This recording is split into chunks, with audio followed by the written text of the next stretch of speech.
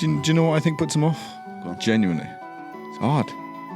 Yeah. It's a graft. Like, it's a graft. It's a real early morning. Yeah. Like it's an early morning start. Yeah. It's hard work. You're moving a lot of boxes. You're dealing with a lot of things. You've got a lot of things to remember. And it's not something you're going to get overnight. Well, my mate was bricky because I graft harder than you every day. You might graft harder than you, but my head's more messed than yours. You've still got brick.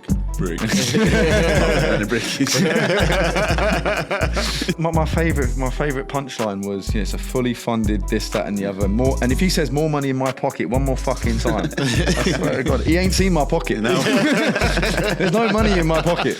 No. And he has made life difficult. Very, very difficult for small businesses. Yeah, 100%. And our industry is propped up by small businesses. Yeah. Every electrician, well, most electricians, 1-2 man band, are small businesses. And I was watching this thing the other day about the way the tax systems work. I was talking about this morning. Tax system works, VAT system works. It is structured so people don't go above 90,000. Yeah. Because then they've got to add VAT, which you've got to pass on to their customer. You're incentivized not to work to earn more than 50 grand. Otherwise, we're going to double your tax input. Nowhere else in the world does that. If we make a problem, we fix it. We find a way of fixing it quickly and stuff like that. And we have, to be fair, all branches, good staff in all our branches. A lot of banter goes off in our branches. Like I go out to work and I said to people, you don't want to work here. No one wants to go to work, but if you can enjoy it while you're at work, it makes it easier. So we have a lot of laugh, a lot of banter. Sometimes it oversteps mark. I've just got, and you've just got to enjoy it. You've got to go out there with a smile on your face, definitely, and just keep plugging away. The risk, that's what when you start a business, that's what you take on. It's just risk. The stress. Yeah, the stress. The stress is unreal. But it's not just financial risk, it's risk to your family because of the time it takes. Yeah. I mean, those pressures, and you can't put pounds on the that. kids growing up. Yeah. Because I'm too busy in work mode. Yeah. It's tough. It is, yeah. So which leads us on to then. So you guys have bought the company. What is next for Seven Core?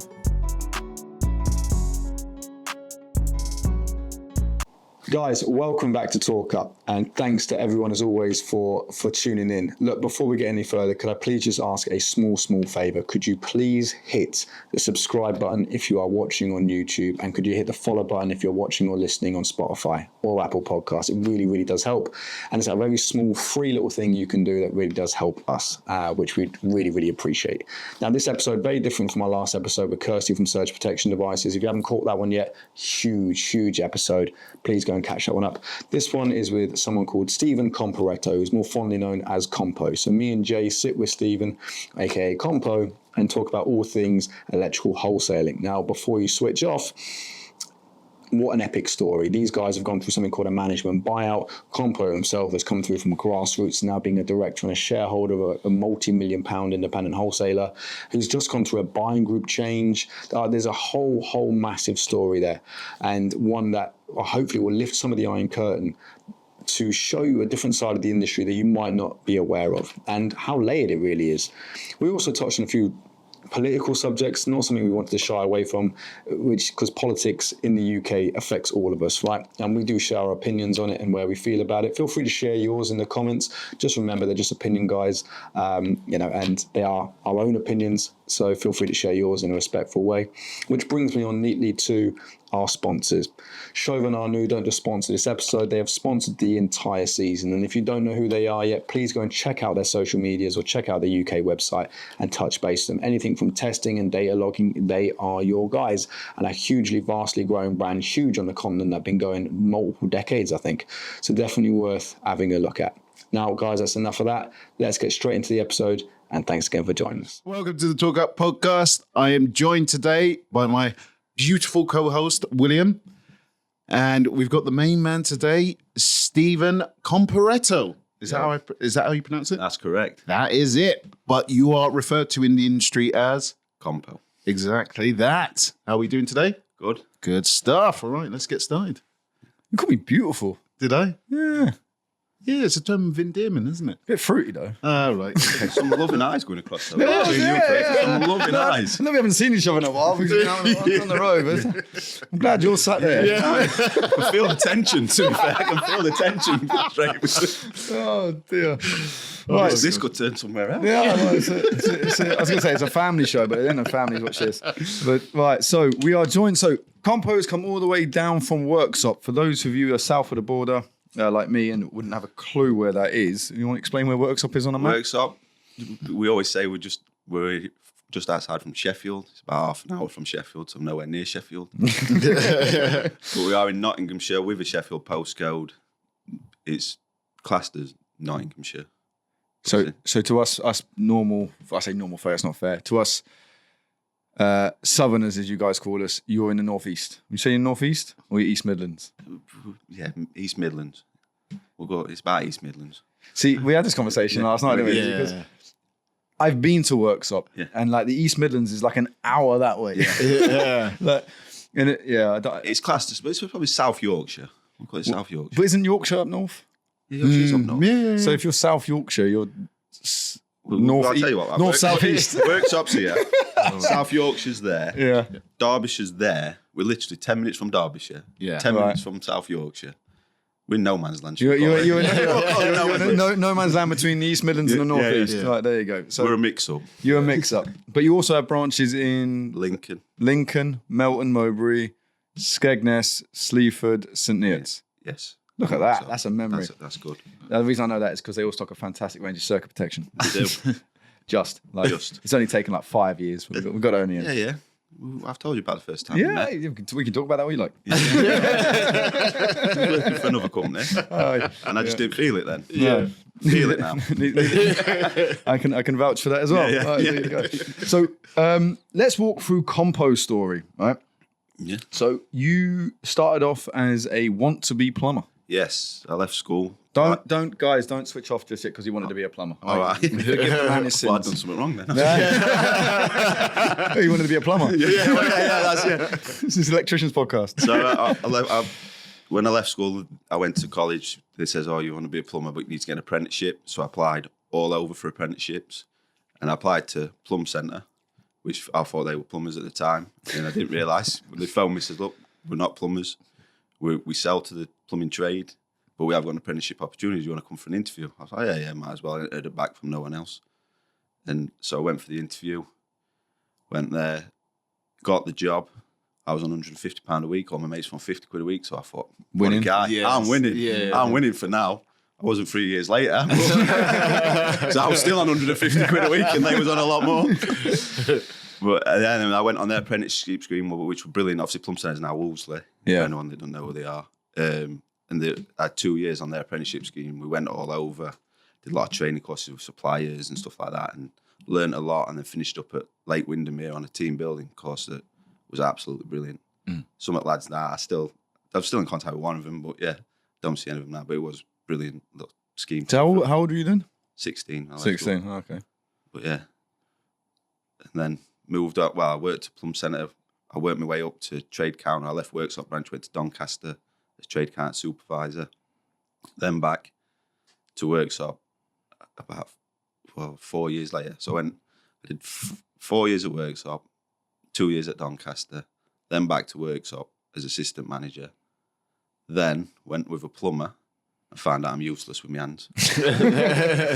Absolutely useless. At least I'm honest. I'll tell you how it is. I'll tell you how it is. And then went back to Plum Centre. The funny thing is, you've never seen this man trying to attack flat pack furniture.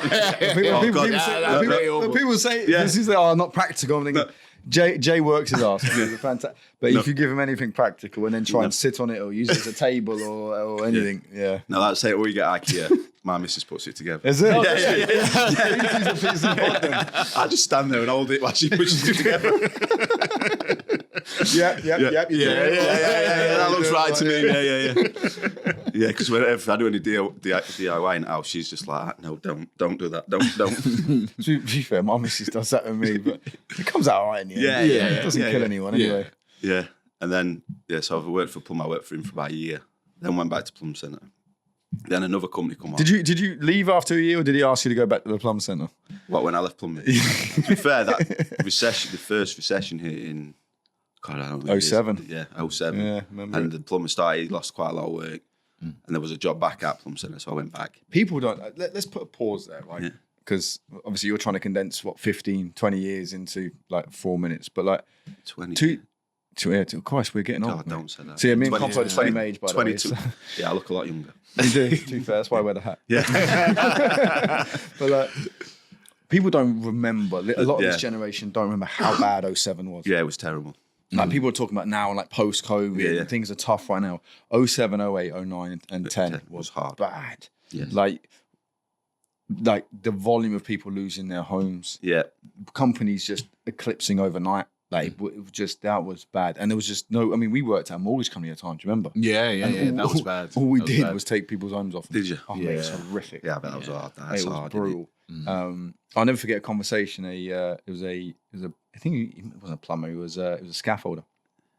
He's working his ass off. He's almost crying down the phone, like 14-hour days, 7 days a week. He cannot. Because we were a second charge mortgage, weren't we? Yeah, the second VIX on the property. Yeah. So we were like, so we're not even the first claim. Yeah. On the outstanding balance, and he's like, look, I am doing everything I can, this, that, and the other.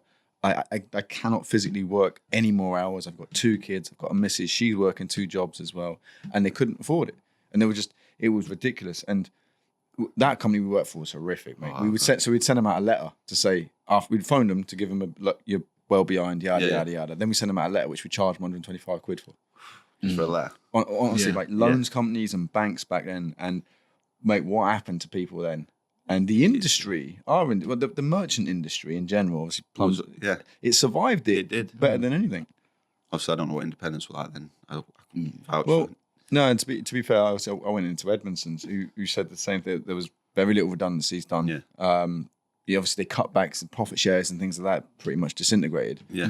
But everyone was fine. But when I went to work at that last place you mentioned, one of the guys who ran one of those independent wholesalers there, saying, no one lost a job.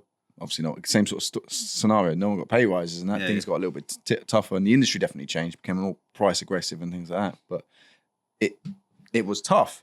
But it wasn't the apocalypse that all these other industries were facing. No. Yeah. And I think that, the trades then, because that's what made me, after 2010, made me look at the trade as an industry. Because it was like, it's probably the most robust sector in any market. Yeah. Construction is the most, it can't really stop. And we were talking about it earlier at breakfast. But so you went from 2007, the plumber, then feeling that pinch, back at Merchant. Back at Plum Centre. Then did another couple of years. Then there was a independent in the town that did plumbing and electrical, but someone had recently bought them out and the staff left. And then me and another lad from Plum Centre. So everything happens for a reason, I think. I'm massively believe in that. We were both supposed to go to this independent to run the plumbing side. Yeah. I went, he didn't follow me. Right. He stayed. And to be fair, to this day, my mother says he stitched me up. Because then he took my job at Plum Centre. Oh, okay. And I hope he's fucking watching this. Because I still talk to him. Because he knows who he is. Yeah. And so then I ran the plumbing side, learning the electrical side. We throw a lot of subliminals and people know who we're talking about sometimes. And they were arseholes to work for. Right. They were bullies. And I hope they're watching this. Yeah. Because they was... The two Tell me first who they are started... afterwards and we'll tag them. Yeah. They've gone bust now. They're not open anymore. But yeah, they was on you, hounding you day after day. But I couldn't work with them. I probably shouldn't say this. But they were never paying the bills on time, so how was I supposed to work? Wow. You ever worked for someone like that?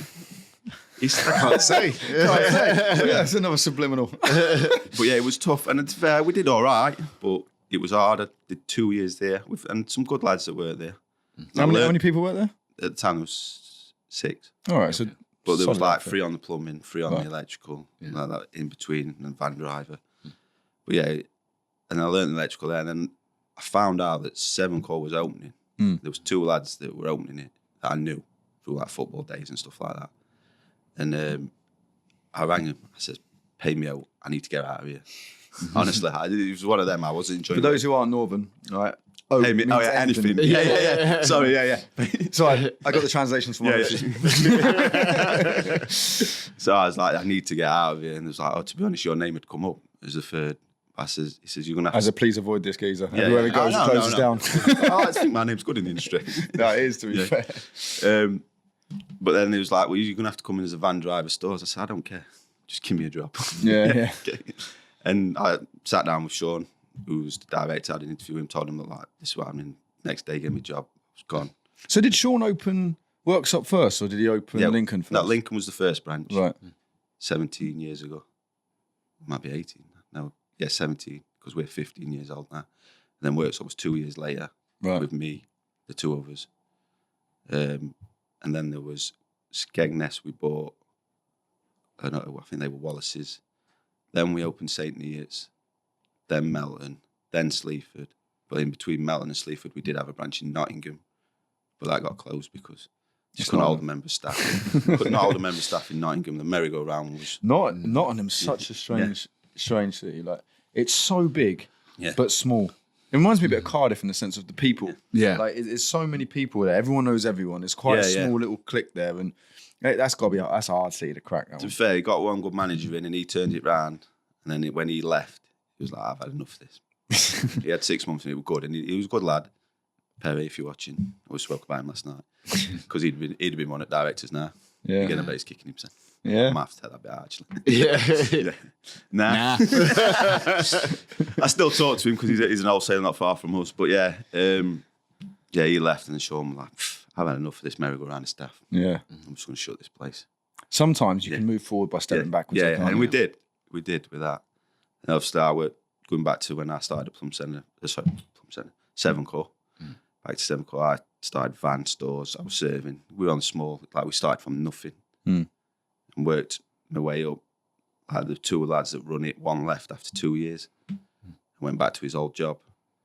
And then, so I stepped up to be like assistant manager buyer with the other lad. So we went from 3, we got another member of staff, then we went to 4 after about 4 years. Then we carried on progressing. Then after 6 years, we got another member of staff.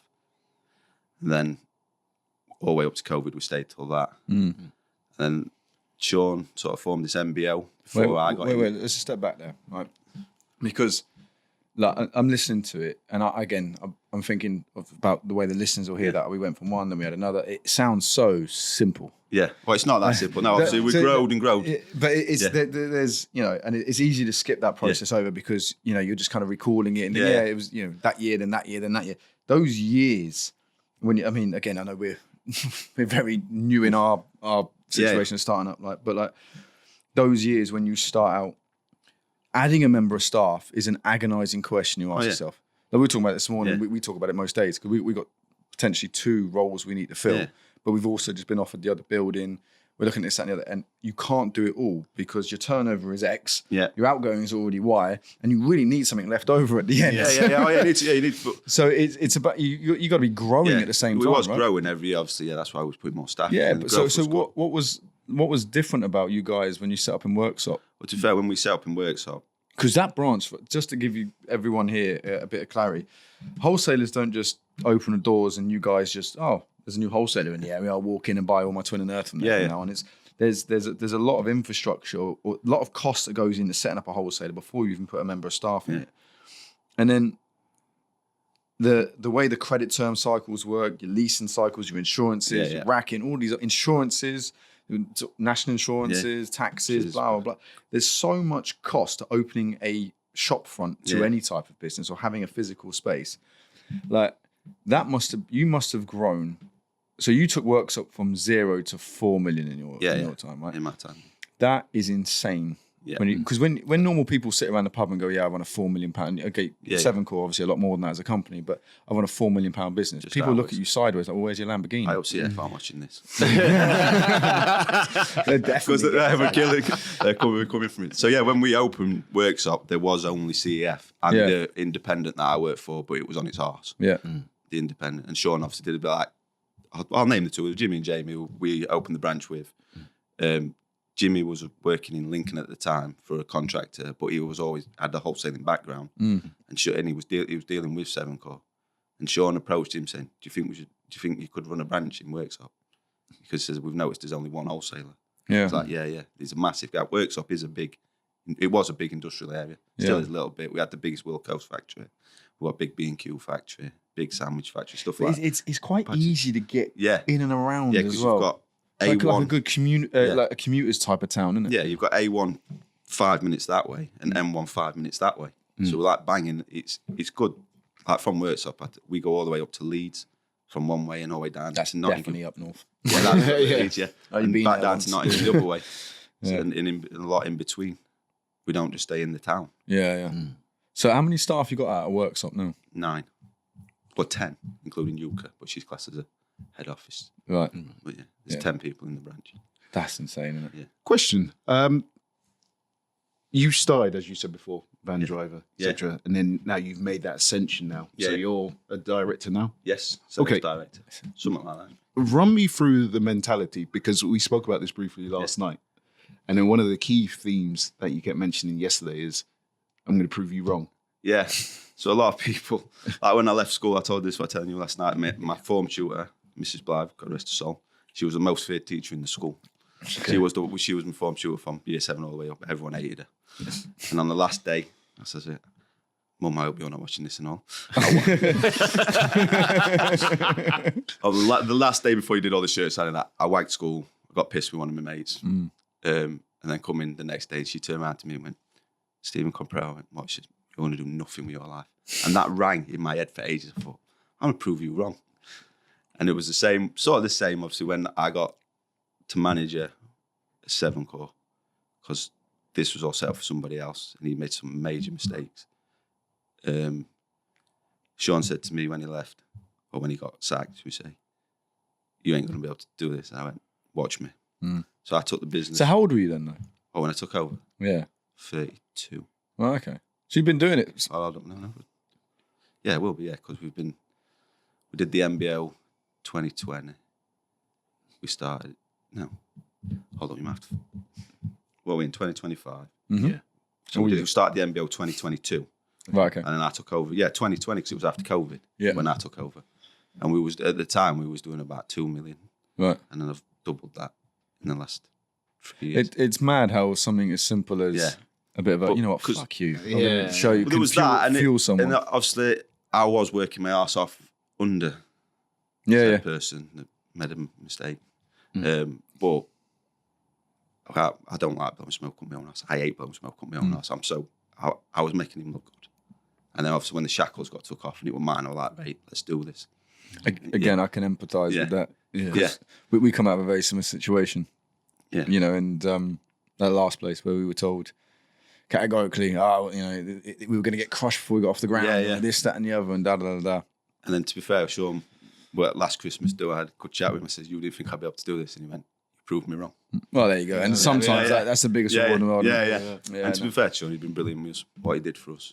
Yeah, and we should touch on that because to fast forward a little bit, into 2025, you and how many other directors? Is it 4 other directors? No, there's 3 of us.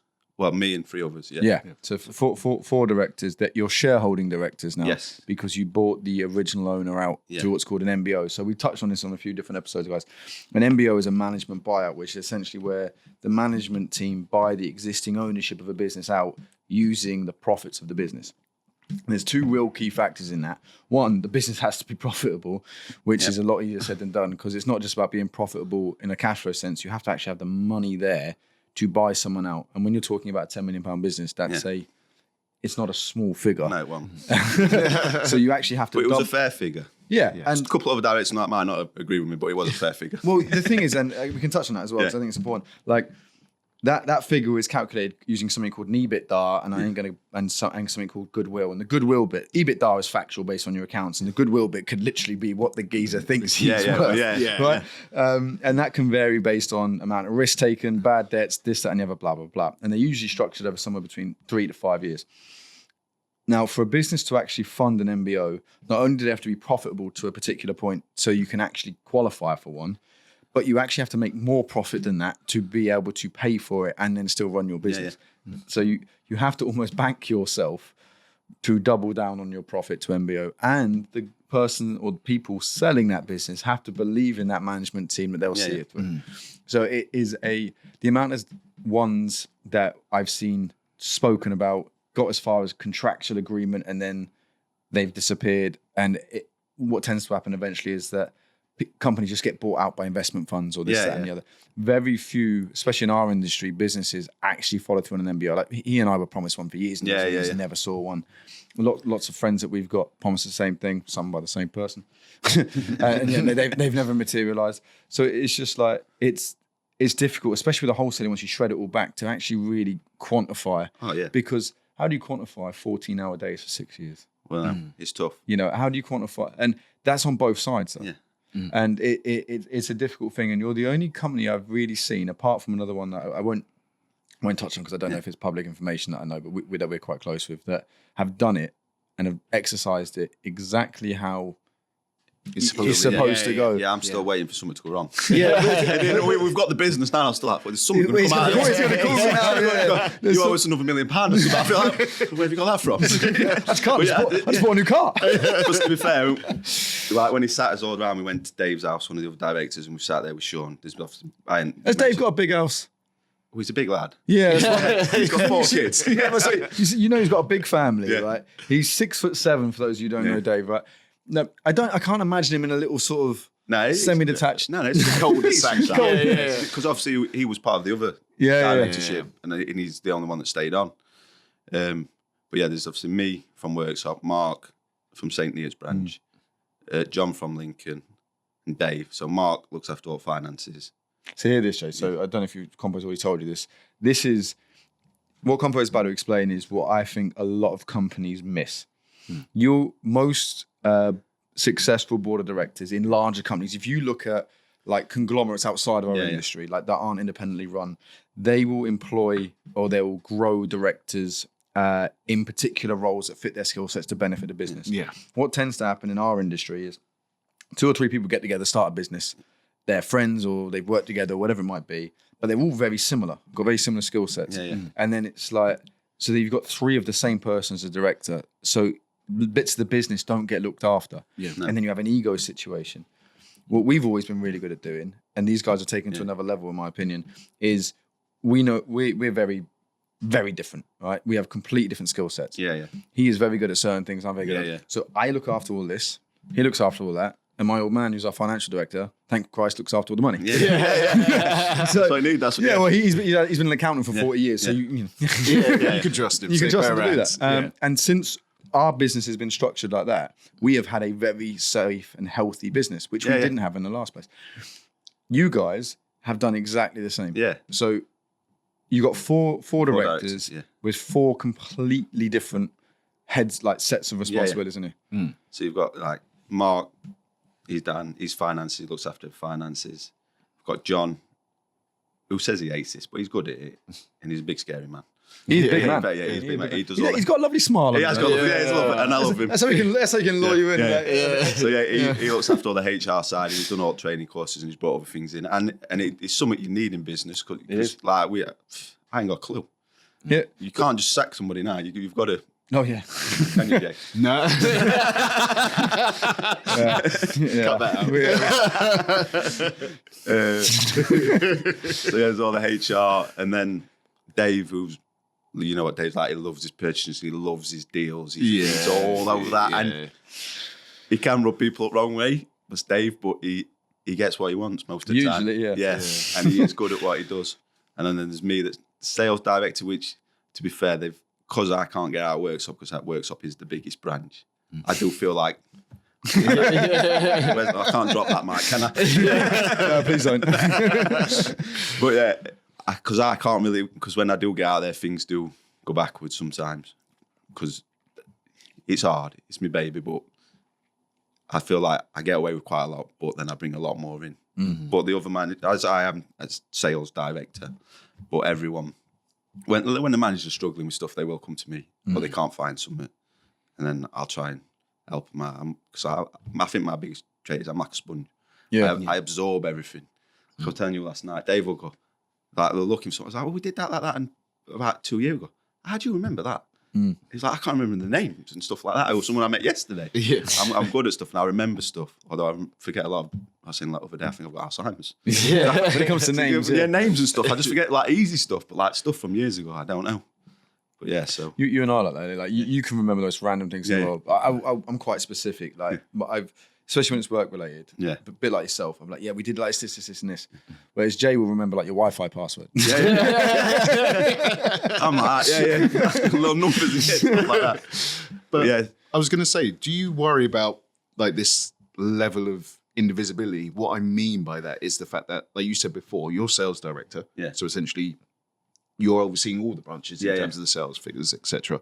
But then the fact that you can't leave your branch. No, I can't. I do nip to others now and again, but to be fair, John has took a bit of that because Lincoln has said they've got a good manager, they've got good staff. So we've all got good staff at all branches, I shouldn't say that. But so he's got a good manager in there, Lee, who's took a lot of pressure off John. So John's got three more time to.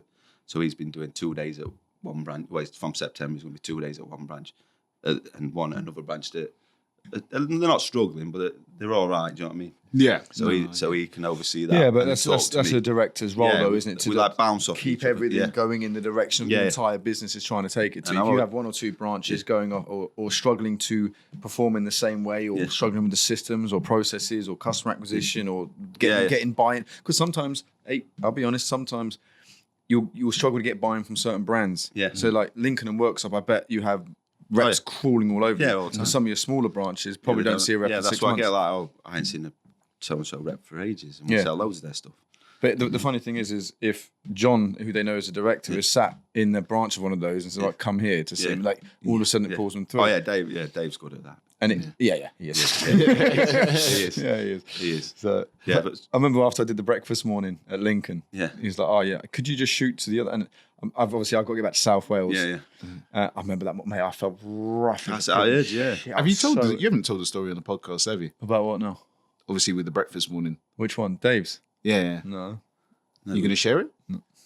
Which story? The one where you did the early morning. No, that was to mine. That was his. Oh, that was to your one. Yeah. Sorry. Morning. You So that, no. The story of Dave's is I didn't want to do it. Sorry, Dave. I was so rough. And if we hadn't been chasing you guys for 5 years, Anne would have had a great time on her own. I get there, and bless him. First thing he does is offer me like a pasta because he had the food out and that. I thought I'm gonna boff. Like, I just can't do it. And they were plying me with coffee to keep me going. But you know what I'm like. As soon as a contractor walks in. I know. And then as soon as they go, I'm like, I'm done. So and then he was like, I can't remember what branch it was. They're about an hour and a half away. It's not really on your way home, but could you pop by us and see it? This is Dave's with directions. He thinks Birmingham's near Sheffield and stuff like that. It's definitely not. 100%. And I looked at him and I was thinking, how do I politely say no? I want to go home. But yeah, in the end, he's like, I'll just call him anyway. And I was saying to Anne outside, I was like, Anne, look, I need to go home. I need to go home. And she's like, I'll figure out. And then he comes, and I go back in. Oh, the manager's off anyway. I was like, thank God for that. Little win. So I got back to Wales as quick as I could. But no, his breakfast morning. So that was the first one we did with Seven Core. So Seven Core came on working with us at Navitas from January. After 5 years of chasing them around bars and that sounds quite seedy actually. But so they part of a buying group called the IBA at the time, and we were preferred suppliers to. And every time I see Compo, because I lost hope with Dave. I tried Dave for years. It wasn't getting anywhere. No, you weren't. Right? No, at all. And then Jay even tried it. I mean, he's a lovely guy. He's not going to give us an order though, is he? No. All right, cool. And then I was cotton onto you. And I was like, he likes a beer. This will be all right. Yeah. And he politely what do you mean I like a beer? You know what I'm trying to say? He politely told me to get fucked when you're drunk. So he still weren't getting an order. He's a great guy. So I was like, okay, cool. And obviously when we came back as Navitas, it was different. And we put up a commercial together. Again, Dave, I'm back. Yeah.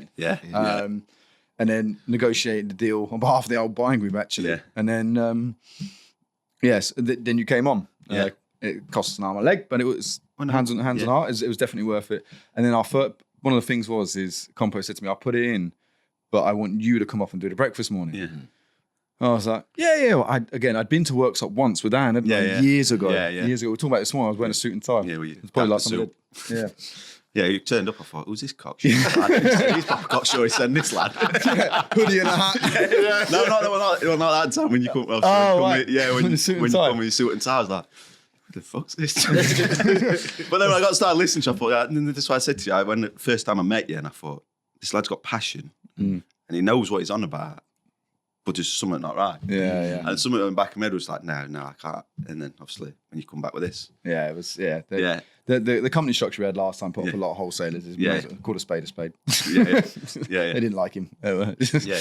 So, but it was so. Yeah, so I went up there. I said, look, do this breakfast one. I said, yeah, okay, no worries. Definitely do it. I've been, like I say, only been to workshop once, so I knew it was far. Yeah. Fuck me, that's far. Yeah. So Yeah, I've drove down here, you know. yeah. I've flown down here. It's true.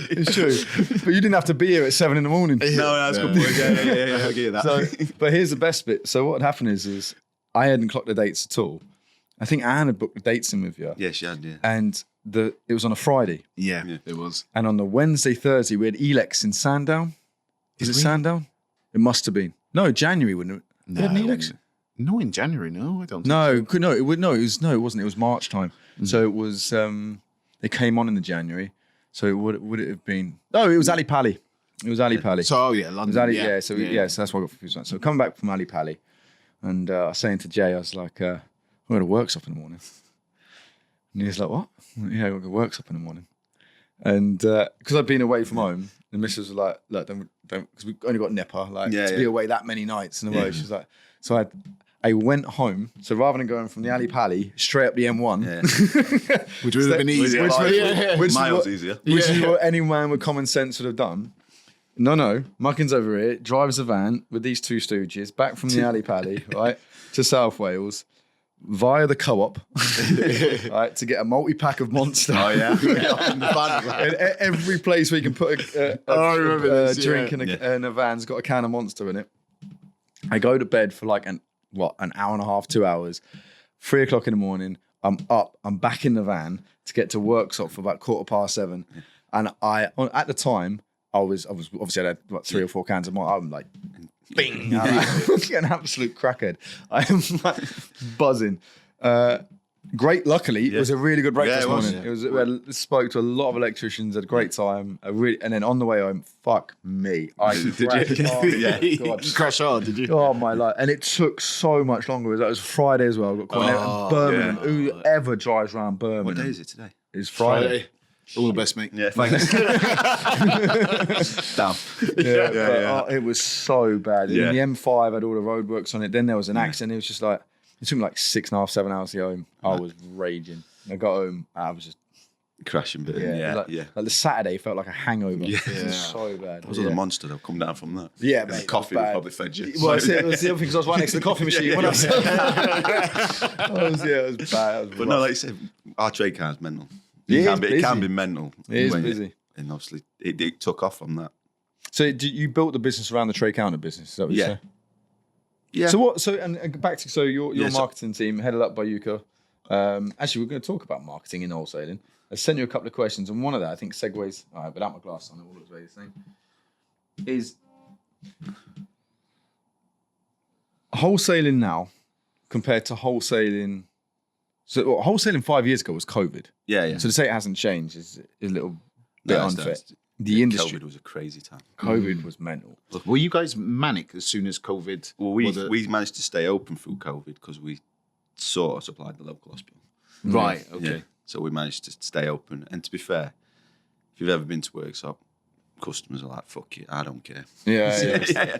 But you were getting orders run through. We were going out in the mask, gloves. You look back now, what were we doing? Sanitising cardboard boxes, putting them aside of vans, and just like, what a weird time to live in. When you reflect on it now, it's bizarre. and it's mad how quickly we normalised it all at the time. Yeah. It's like this is fine. Yeah, it's like like 2 meters. Yeah.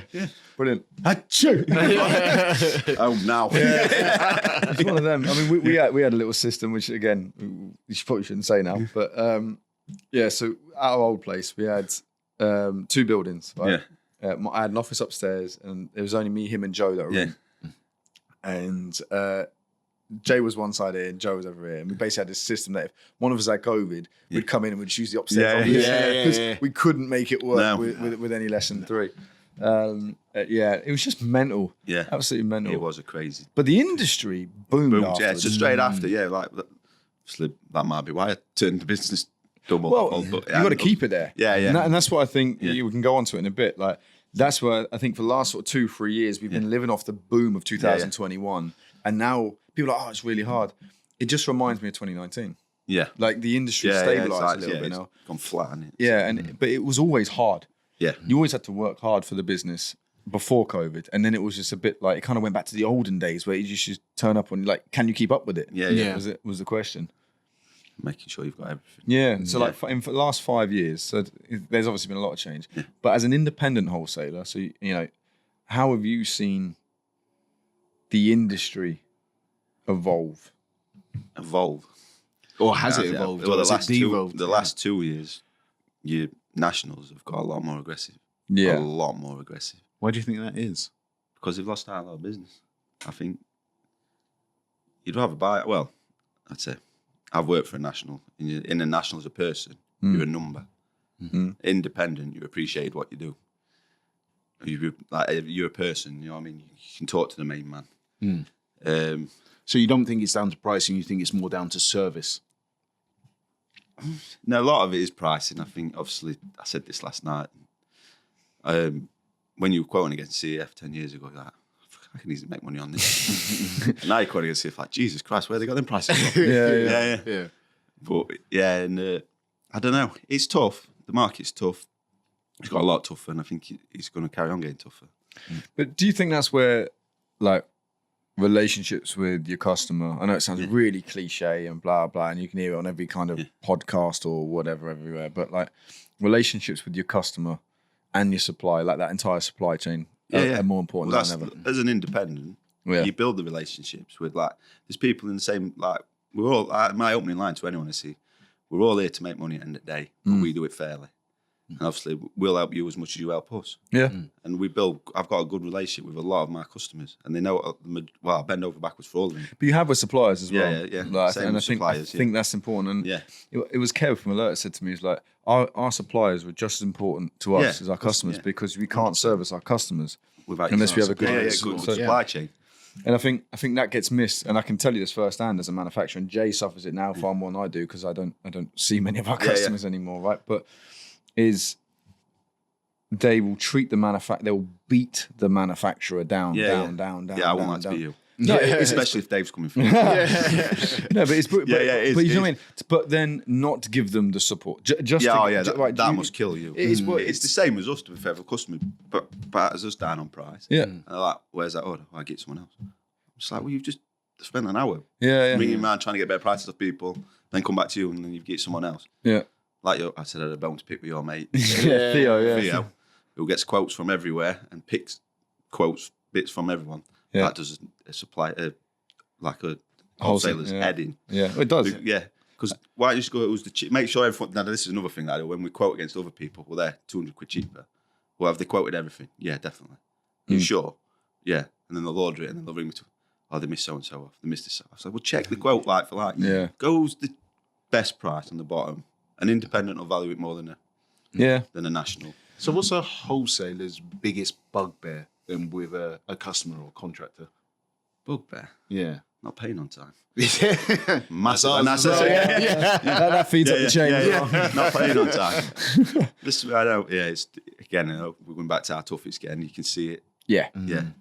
It's funny. I was having this conversation with the old man the other day because obviously a lot of our customers are on either 30 or 60 days, which is standard, right? And those customers that are on 60, the average turn on their repayment now is 70. So you know, so you're before you clear your debt, and that's creeping up. You know, and I've known it be as bad as 77, 78 when our ledger was good, not at this place, but previously, and they're during hard times. But you notice it. Ironically, I've always found it, and I could be wrong. You always have your good payers. Yeah, 100%. And they know that, and there's like a pride thing for them. They know these are my key suppliers, so I pay them on time because one, there's settlements and things like that, and you know, but two, because I need that stock to service most of my customers. But depending on where you sit on that priority list of supplier, sometimes can depend on when you get paid. Them that give us rebate and settlement always get paid first. Yeah, that makes sense. But we pride ourselves. Do manufacturers do any manufacturers not give settlement anymore? I thought that was a pretty much standard thing. There's a couple. Well, so we can do it then. Sorry, no, they don't. But to be fair, you look at my biggest customers, no problem with any of them. Yeah. It's your... I don't know. No, it's not. It's Yeah. because it's they, and it goes back to exactly what I was just saying there. Depends on where you sit in the priority ladder. Because if we're not a big supplier to someone, they'll just use a different brand. Yeah. And then I'll pay them, and then they cycle the credit around. Yeah. Well, you see it, and it's more. It happens more in your world than it does in ours. Where we are, obviously, we've got electric centre 5 units up. Now I do talk to their manager. We do get on, and we do help each other out. It does help because you literally have to drive past his unit. I know. And then I'll get a message, or I'll talk to him after work, and he go, "Oh, so and so's on stock with you." Then is it? So that's like, and I'll be all the way around and stuff. Yeah. So we do talk to each other, and we do look like I've got a bad debt. So obviously, if this company comes in, it's good. Like, it's good. No, it's good. You don't get that very often, especially with a national and an independent. No. But yeah, we do talk to each other. How often do you talk to the city's branch? Never. They don't seem to make friends very well, do they? No. But then, no. I was going to say then, so in terms of the industry, how has the online affected you guys? Surely that's had an impact, because that's what I was going to say. The biggest change in wholesaling for me, I think, is seeing how online. We tried it. Some people don't know. Like I said last night, I can't remember what name we had it under. We sampled it for a little bit, and it worked to a little bit extent, but we only put scrap stock on there, and then we put Waygos and only car chargers on there, and that took a bit of traction. But it's maintaining it as an independent. I talked to a couple that are in the IB that do it. Yeah, and it says it's a nightmare. Is it? Yeah. You need at least 2-3 people just to do that online. That's true. And obviously with the wages, stuff like that, it's just big outlay to try and get. Yeah, and again, I hope some of the wholesalers out there maybe forgive what I'm about to come out with, or not. The way a lot of, and it is predominantly independents, have weaponized their online pricing is absolutely insane. It is. They are so comfortable making we know what our competitors' price is on an RCBO into you, into everyone else, right? And then you can see what the average price our RCBO is going out for on the internet. This is what I get all the time. And that's my point. So it's a bit like, but my other question is, especially that particular brand, which you're talking about, I'm talking about Fusebox online, right? Is so aggressively priced by these independents, but they are making pennies on it. It just doesn't make sense. No. And it was almost like the way I saw it is, these guys started a website and for the first time in electrical wholesaling history got paid up front. Right? Got paid up front. Didn't have to chase, didn't have that money issue. I'm not chasing you for money, not on stock, because you've had to pay for it up front. So it doesn't matter if we're only making 10% or 5%. I get my money today. Now.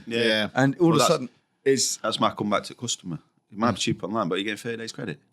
No, and you wait 24 hours for it to get delivered. You and if it's wrong, what you're going to do? If it was faulty, what you're going to do? You have to try and send it back online. Yeah, there's lots of reasons why. I mean, personally, in my personal life, there's certain things I buy online and certain things I go in the shop for. But online wholesaling, I don't think.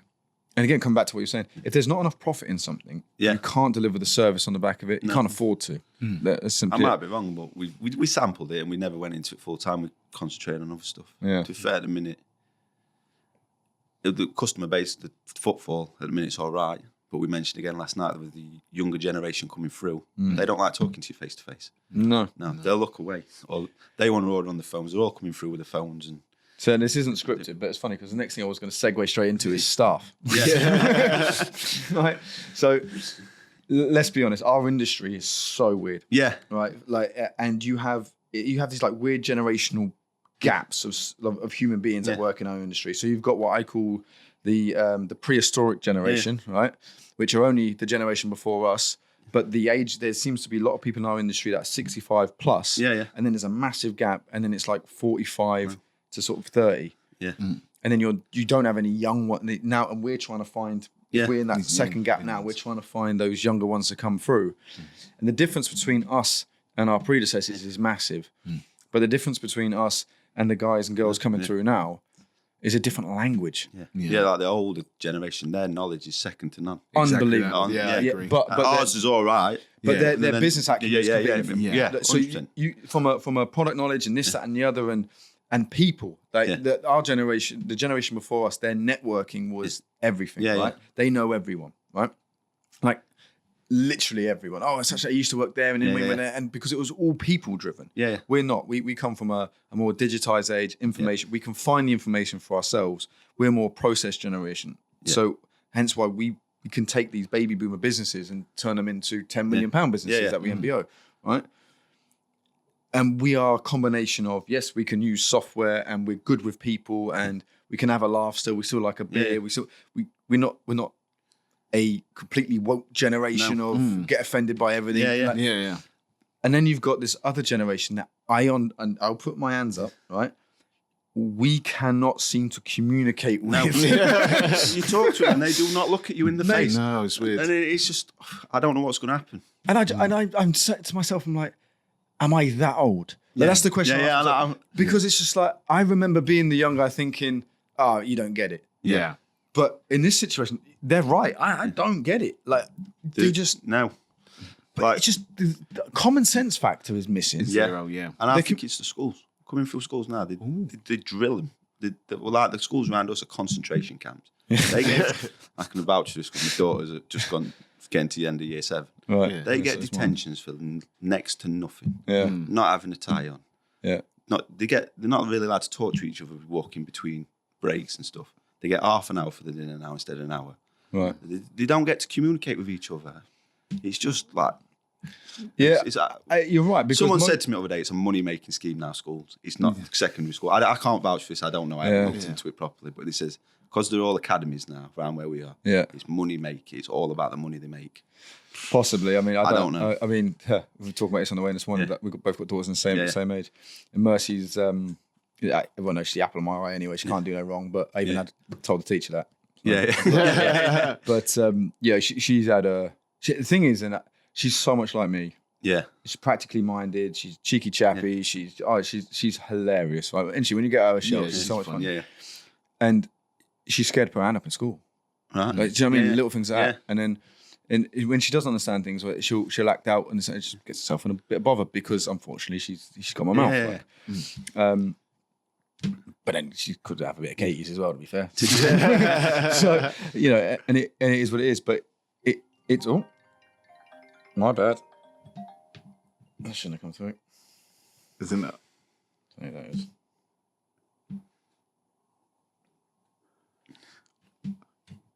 Callum Wicks, who's that? Don't know. Cut that back out.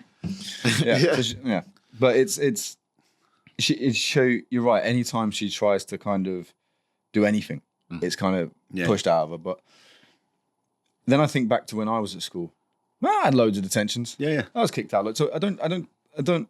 It was different though, like because it was due to interactions you were having with your peers and stuff. Like it's, but I mean, you got 3 kids now. Like it's different, isn't it?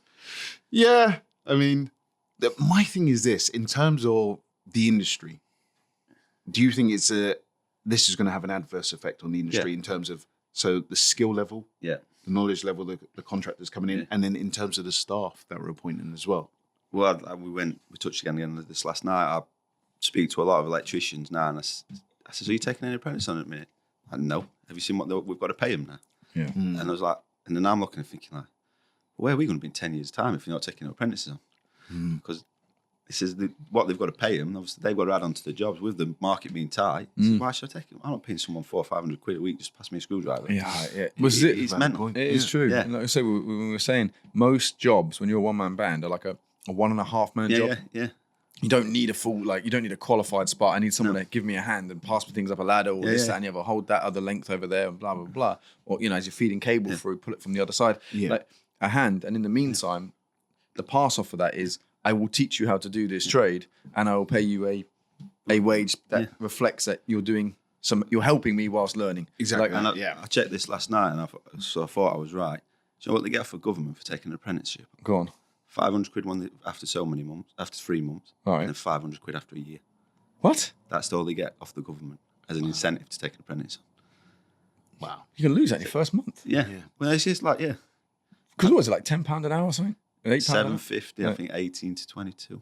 Wow. Yeah, sorry, 16 to 18, and then it goes up to 18 to 21, and then 21 goes to near enough minimum wage. But for someone who can't do anything, doesn't know the difference between one driver and another. Yeah. Like that's and they give mental. them £1,000. Well, They're going to have to do something about it because they are. When we left school, it was get a trade. Get a trade. You're going to go two options, right? You're going to go get a trade, or you're going to go to university. That was literally it, right? And it was more practically minded. You're going to go after a trade. You know, ironically, you're not that great with people with your hands. You better read some books. That was they were literally your two options, right? And that was it. And honestly, I think NIC have got a bit of something to answer for when they started this Part P thing, and you didn't really have to be fully qualified and this, that, and the other. I think they're trying to U-turn that a little bit now. But I think you'll end up seeing something like that come back, where they're trying to attract mature people out of their job part-time and then into the industry, promising them 50 grand a year jobs and this and the other as a sparky, when in actual fact, they'll be qualified to do one thing. And then they'll have to self-learn from there. But I think the trades are going to take a battering. From as in from new blood coming through. But again, hello, I'm Zach. If you're an electrical professional looking for a solid, reliable test and measurement solutions, you'll be able to find them with Chauvin Arnoux UK. For nearly 4 decades, we've been innovating with one goal in mind: making your job easier. You probably know us for our power and energy loggers, our legendary F-clamps, or maybe that flexi clamp that blew up on social media. Now, you get it all in one place. Visit cauk.net to explore all our product ranges, watch how-to video guides, and all that good stuff. If you've got any questions, we're here to help. It's tough. It is really tough. It's the pool of people. Like you said, you don't set out to be working in a wholesaler when you leave school, and you don't want to be selling sockets to customers. It's not on the curriculum. No, it's not. What do you want to do when you leave school? I want to sell sockets to electricians. Yeah, it's true. So you're trying to recruit people with no experience, no knowledge, and trying to give them the knowledge is hard with youths that are coming through. Do you know what I think puts them off? Genuinely, it's hard. Yeah, it's a graft. It's a graft. It's a real early morning. Yeah. Like it's an early morning start. Yeah. It's hard work. You're moving a lot of boxes. You're dealing with a lot of things. You've got a lot of things to remember, and it's not something you're going to get overnight. Well, my mate was bricky because I graft harder than you every day. I goes, you might graft harder than you, but my head's more messed than yours. You just still got brick. And a brickies.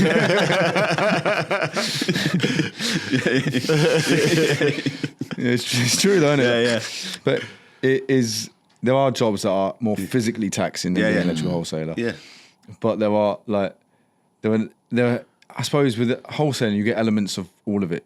Yeah. Do you know what I mean? Yeah. Well, it depends on your role at the wholesaler. Yeah. A van driver just is a van driver, but he's still got routes to plan and this, that, and the other. But yeah, he's still got to plan his routes. He's but still a got van to make sure driver, he's dropping the right boxes off in the right what I mean places. by that is a van driver for an electrical wholesaler is the same as a van driver for Argos.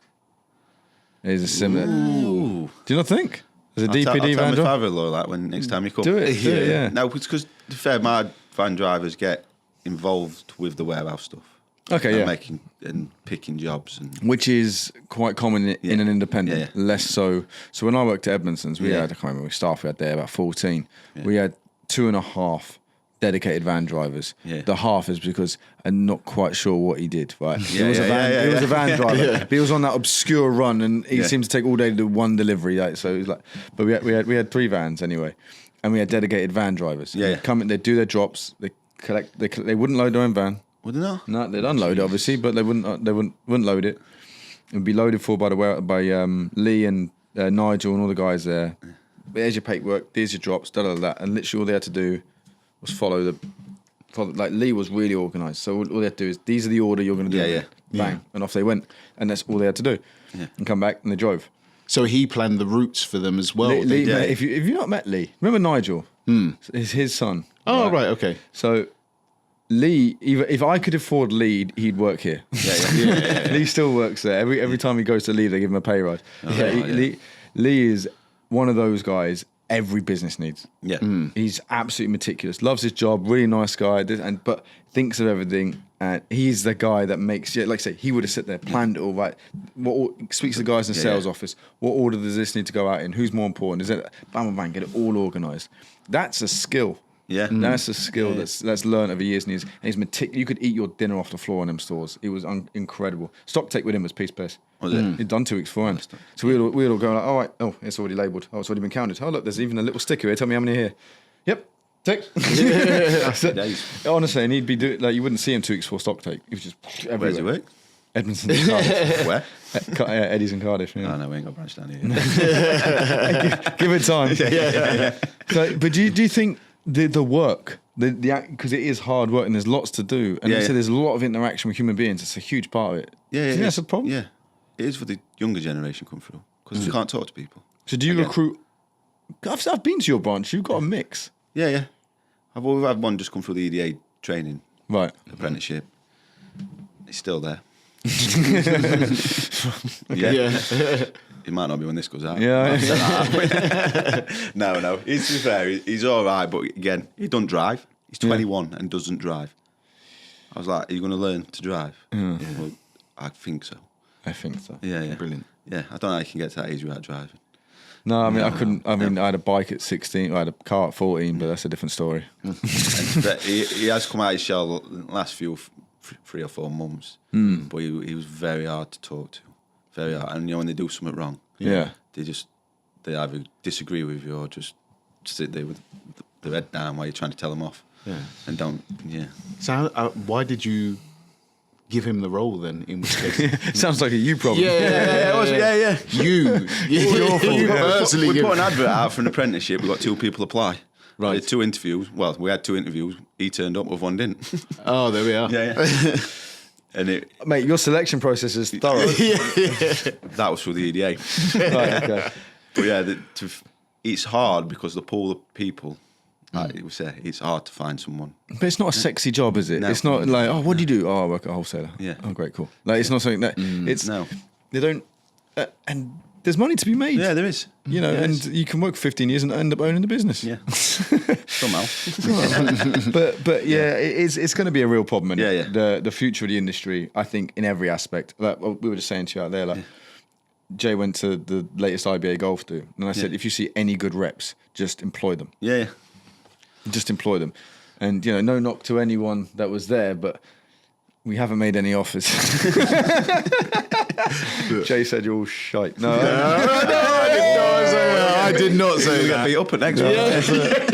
that's what I do for him. I go out into the world.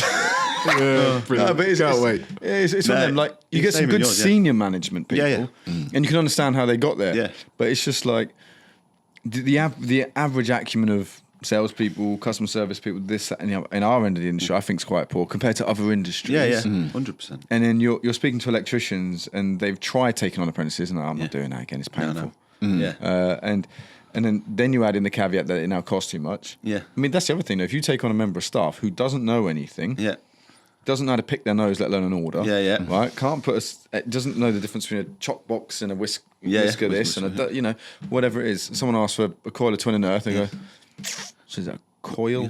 It's best when they go, we don't sell that. Yeah. We do.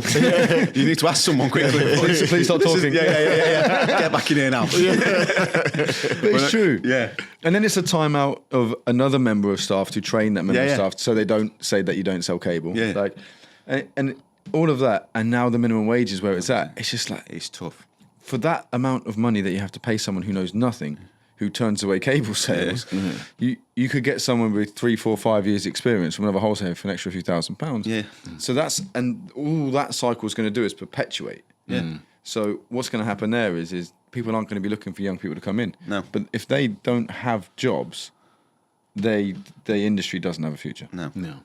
And it's scary. Yeah, I just don't understand where it's going to come from. I was going to say, so how do you feel, this is a question for both of you, how do you feel we combat that then?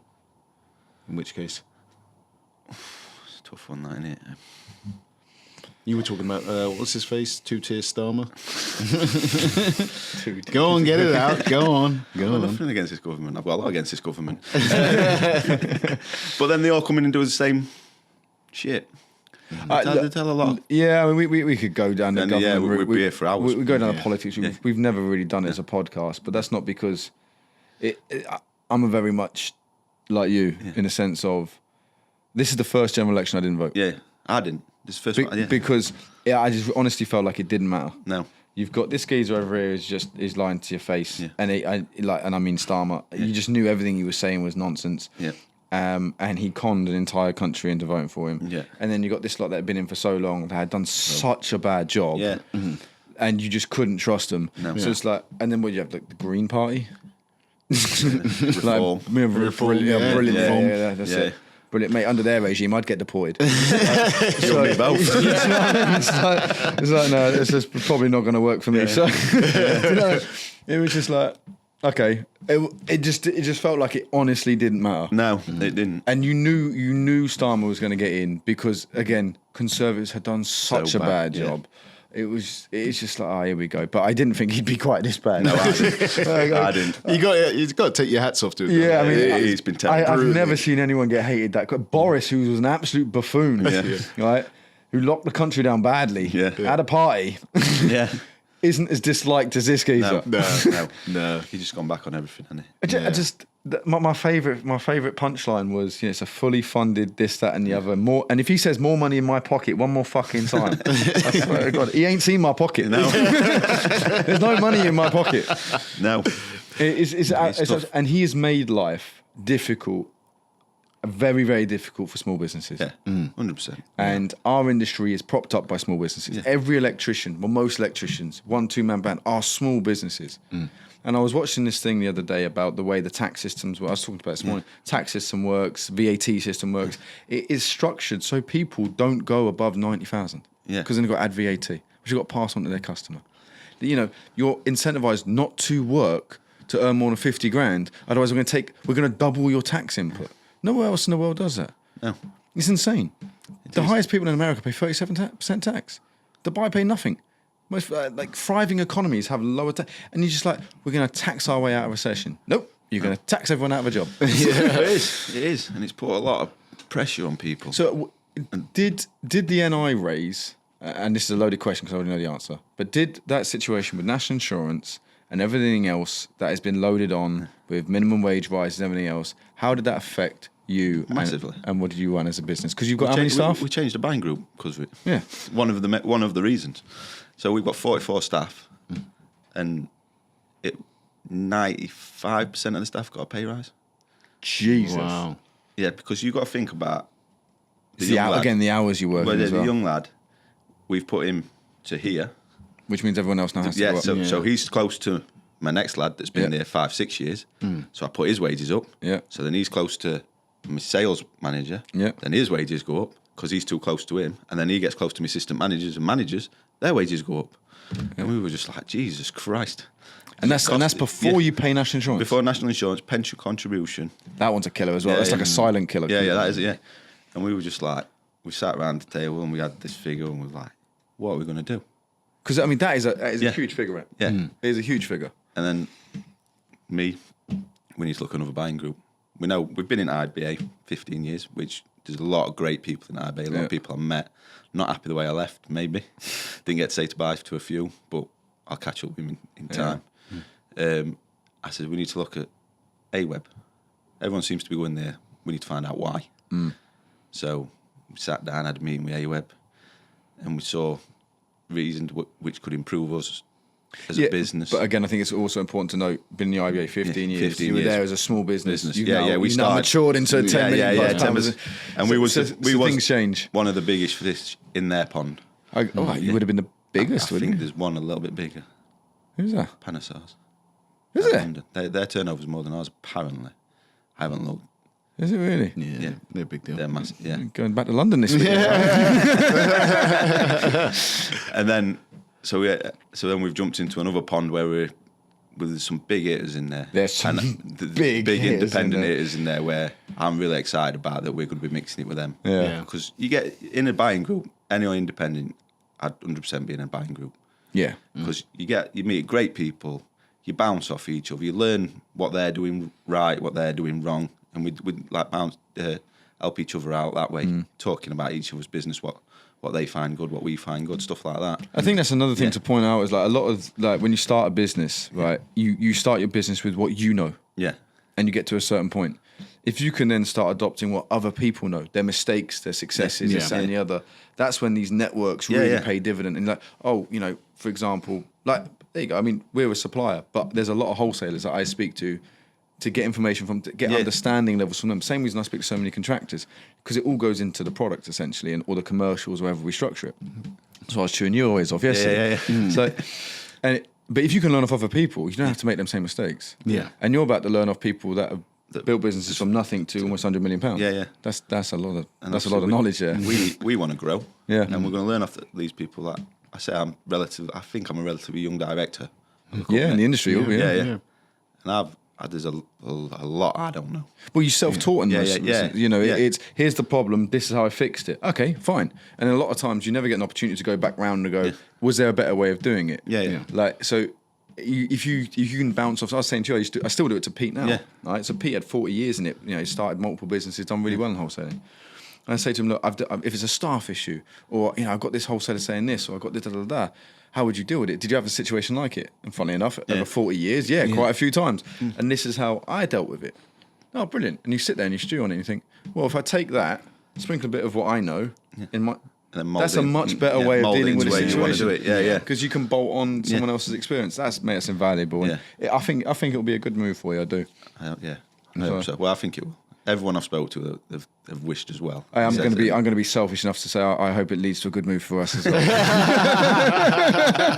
So if Mark Lambert's watching, you only live round the corner. Literally, you live there.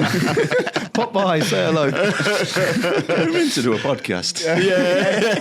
Do you know what? I think he'd be brilliant. He'd be epic at a podcast, Mark. Yeah. I've known Mark a long, long time. I remember, so obviously I used to sit in Pete at Swanson's office all the time, the big AWeb member in Cardiff. And Pete's known Mark's in Mark worked at ANs, which again, round the corner. Remember, it's your humble beginnings? Yeah. And he has grown that buying group from what it was to an absolute monster, but not just by the membership, by the way it's structured, the ECD and the way that works, and it's brilliant. Just again, like you were saying before, the training courses, and it's so layered. But his relationships, easy. A lot of people don't realise they've even linked with a buying group in Europe and things like that. Yeah, they showed us all that. Yeah, and he's done all that. That's been done while he's been there, and he was he was working in wholesaling at AN Supplies, an AWeb member around the corner from here. He's so enthusiastic. He honestly, when I first met him, he used to smoke. Yeah, I hope you don't mind me saying this. And I've never seen someone smoke. The guy is like a Duracell, and he's very, really charismatic. Yeah. Great, he's one of those guys that you just enjoy their company. You bounce off their energy. Yeah, and that's who's heading up that buying group. Yeah, and it kind of trickles down, I think. Yes. But again, we're not close enough to know the ins and outs of that. So, you know. Even if we do an awful lot of turnover with the buying group. No. No, just put that out there in case anyone was listening. I was going to ask you something, Compo. There was a moment where you were saying, obviously you doubled the turnover. So I think it went from 2 to 4. Yeah. So it took a period of time. Yeah, no, I appreciate that. Yeah. But I'm sure we do get quite a few independent wholesalers listening to this. Are there any secrets that you can share? What did you do? Depends if they're based in the North East. I would say. It's all to do with. I pride myself in good service and good relationships with customers, and I hope they back me up on this. A lot of my customers, because we do go the extra mile. Yeah. We go the extra mile. If we make a problem, we fix it. We find a way of fixing it quickly and stuff like that. And we have, to be fair, all branches, good staff in all our branches. A lot of banter goes off in our branches. Like I go out to work and I said to people, you don't want to work, do you? No one wants to go to work, but if you can enjoy it while you're at work, it makes it easier. Yeah. So we have a lot of laugh, a lot of banter. Sometimes it oversteps Mark and I've just got, and you've just got to enjoy it. You've got to go out there with a smile on your face, definitely, and just keep plugging away. So you say service is service is pricing's obviously got to be there. Yeah, got to be there or thereabouts. So that comes down to buying right as well. Yeah.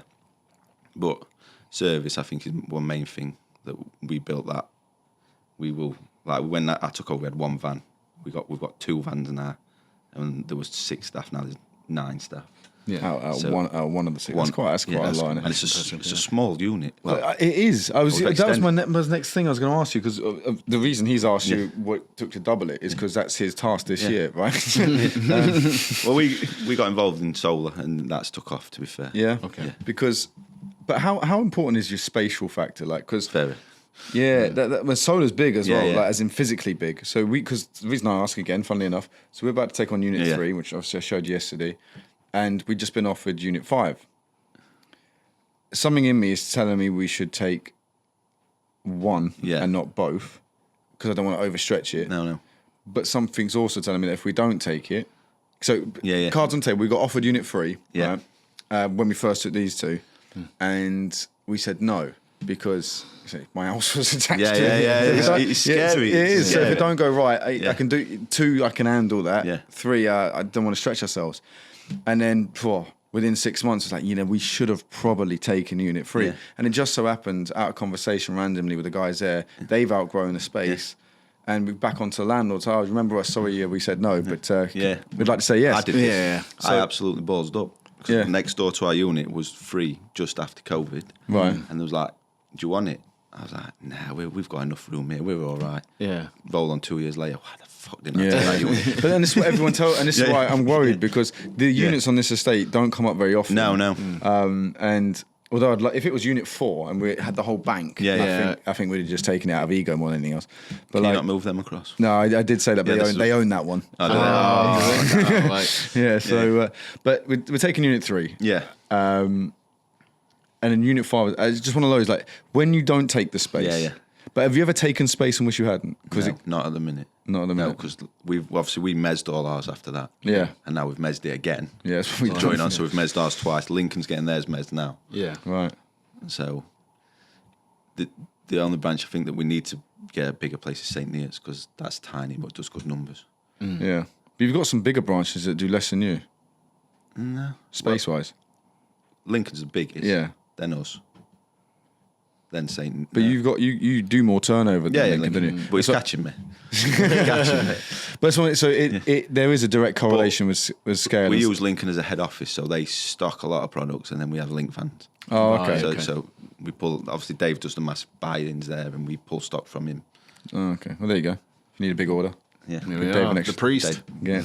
So we actually talking of him. You went. We kind of skipped through Yeah, we everything did, over the we last did, hour. So you went to his house to buy the business. business, We're going yeah. right back to the MBO of Yeah. how you became a from van driver to sales director, shareholder, and a wonderful Audi on the driveway.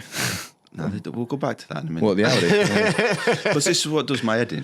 Yeah. Like, we'll do, The Audi does it, mate. I can take that. the Audi's lovely. But when everyone sees me like, oh, you're a director of a company, you're loaded, you've got this, you've got that, you're doing right well in life. Yeah. How about the sleepless nights? And I'm actually not doing very well in life. We've only just actually acquired the company in January this year. Yeah. So this is a time to hopefully try and make Hopefully, our yeah. bit. Yeah. But obviously the Audi was a little perk. The accountant told us to get. Yeah. Full electric, lovely little car. Big car. Lovely. But yeah, that what does my head in. Like everyone thinks, oh, you've made it. You're made now. Yeah, because they hear the figures. Perception. Yeah. I'm just yeah. like, I'm not made. You don't see me at 2:30 in the morning. Yeah, and man, I'm yeah. tossing and turning, and my missus is there like, what's up with you? I'm like, I just can't sleep with something I forgot. Yeah. Or when I'm telling you, like, I wake up in the middle like, oh crap, I forgot to do that. Boom. My emails I've got in my inbox in the morning at 1:30, 2 o'clock, so I've woke up and there's Yeah. something I forgot to do. It's just like, Mate, I live it. Yeah. I mean, we joke about this at our place. He is much better at switching off than I am. Yeah. I He is. can't. No, I'm the same. I'll be there at night. And it I'm drives me texting mad. customers. Yeah. At like 6:30, 7 o'clock at night, and she'll just. Obviously, my missus works for me now, and she sees the side, and I won't be where I am without her. Yeah. Because she does everything at home and works with me, so God knows how she does it. No, I can do it. Yeah. But no, she does everything. So she takes that side off me when I get in. She's looking after the kids, and then she's stressing with them. Yeah. And then I go in next. but no, she is good at what she does, and she does look after me. I don't think I'd be where I were. Yeah. I'd probably in a gutter before I'd have met. Because she sorted me out a little bit. I know. I've got to give her some credit. But yeah, it's But yeah. so you do get that, don't you? Yeah. When you're like, oh, you must be balling. Like, even when I say to my missus, oh, we've done such and such this month, or it turns out, and she's like, well done. yeah. But we haven't got any money, have we? Well, no, we haven't. No. No, we're coming out the other side of it. I always feel like I'm saying to her, next year though. Yeah. Next year. We'll be this time millionaires next year, right? Next year we go on holiday. I'm speaking to more customers and all these contractors that message me and I'm like, oh, they're going to Turkey, they're going to Spain. Where are you going? I'm going West Wales. It's now down that way. It's lovely though. It is lovely, actually. But that'll be the first time we go on holiday in 2 years. Bloody hell. Yeah, like the first time I've had a holiday in 2 years. Yeah, so we're out the other side of it. Of the other side now, I think we're getting there.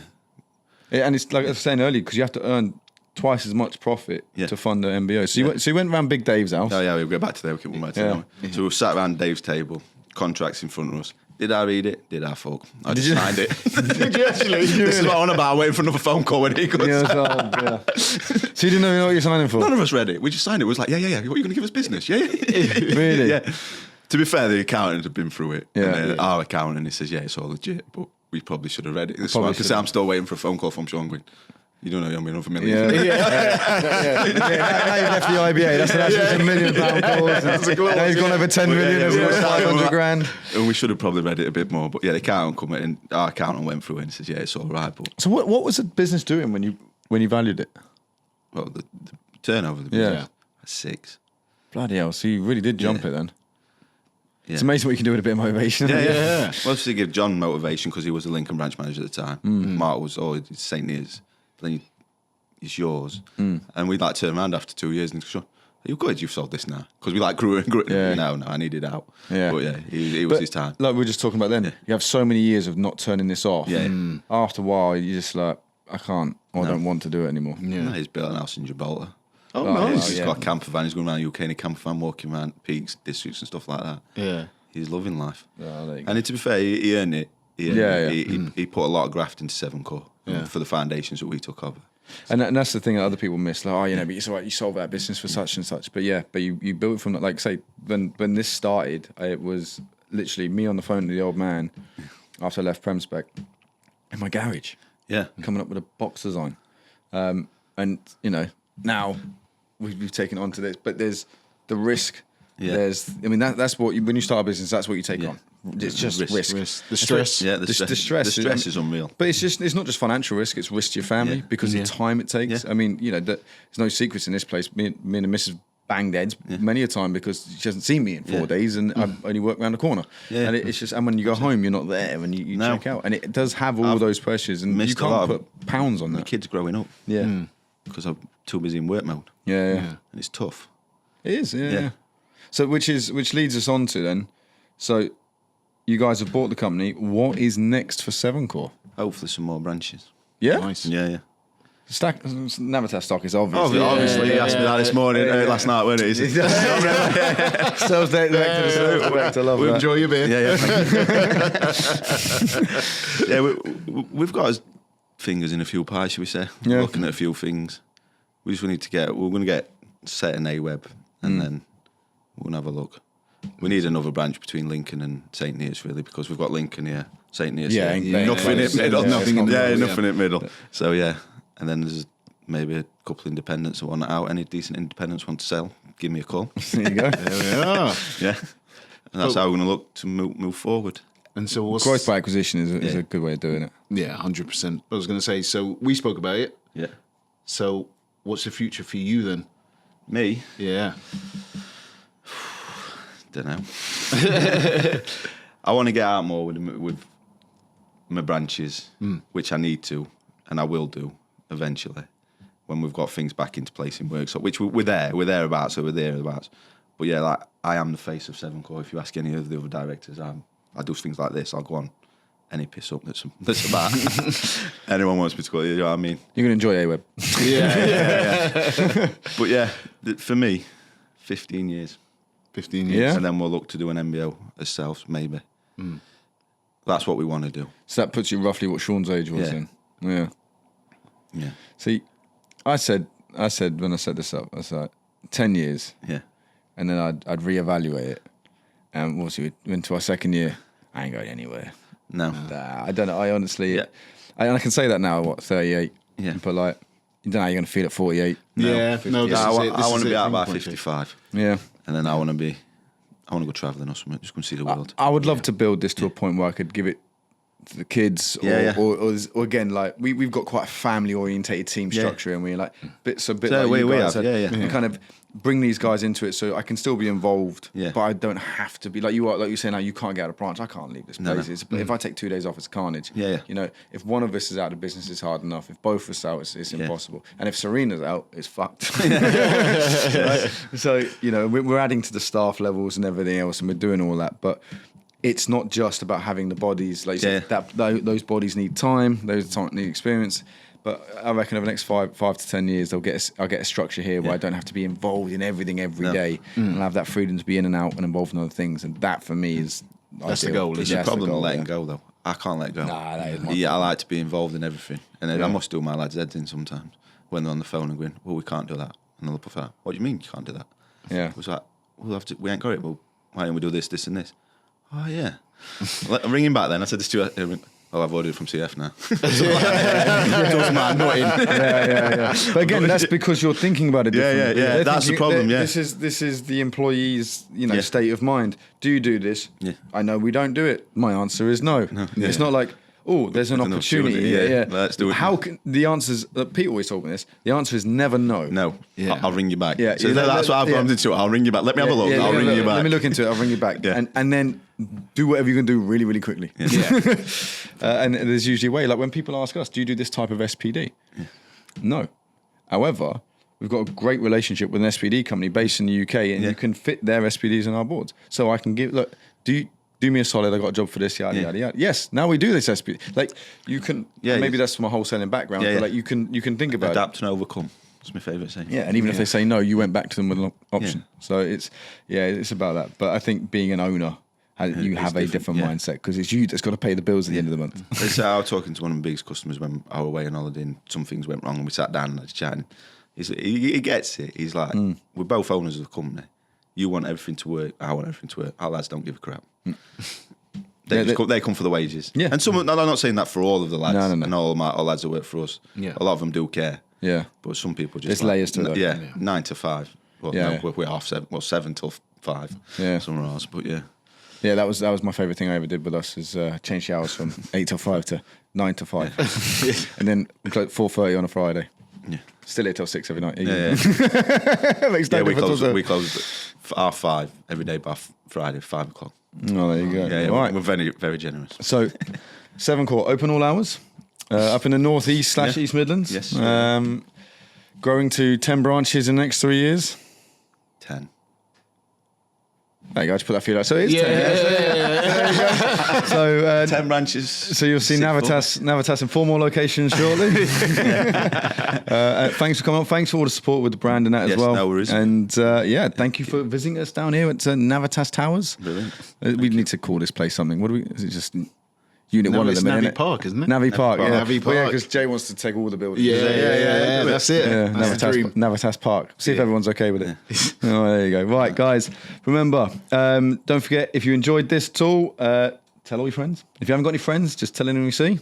Like, subscribe. It's on YouTube, Spotify, and Apple Podcasts. Catch us on Instagram and TikTok. You guys are also, thanks to Yuka, on everything as well. Yeah.